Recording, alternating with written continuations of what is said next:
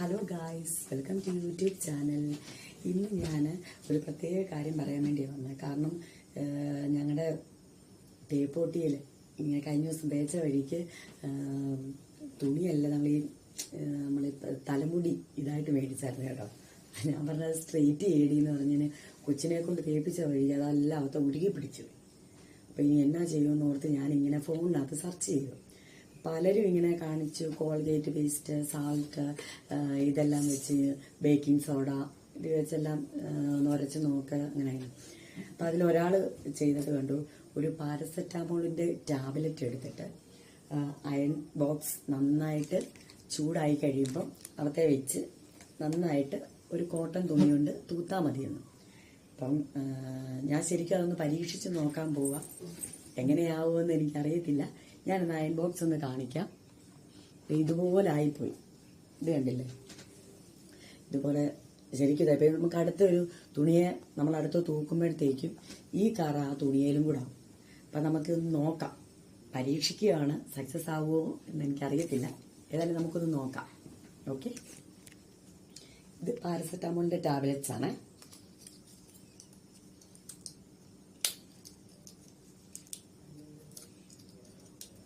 ഇതിനെപ്പോഴും നമ്മുടെ വീട്ടിൽ അവൈലബിളാണ്. ഇങ്ങനെ വെച്ചു ഓണാക്കി.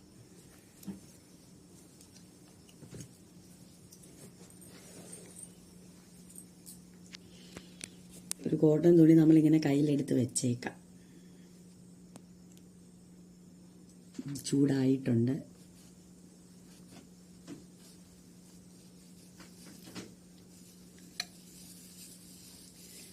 സക്സസ് ആവുന്നുണ്ട് കേട്ടോ. വാവ്, താങ്ക് യു ഗോഡ്. ഞാൻ എന്ത് ചെയ്യണമെന്ന് ഓർത്തിരുന്ന. ഏതായാലും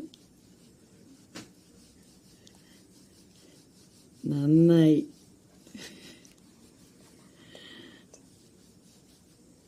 പാരസെറ്റാമോൾ ഉണ്ടെന്നുണ്ടെങ്കിൽ ഗായ്സ് ഇത് ട്രൈ ചെയ്ത് നോക്കണം.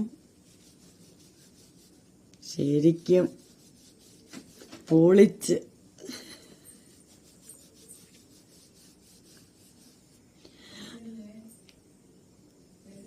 മോനെ ഒരു ടാബ്ലറ്റ്സ് കൂടെ എടുത്തോ. ഹലോ ഗായ്സ്, ശരിക്കും എന്നെ ഞെട്ടിച്ചു കേട്ടോ. ഇതേ കണ്ടില്ലേ?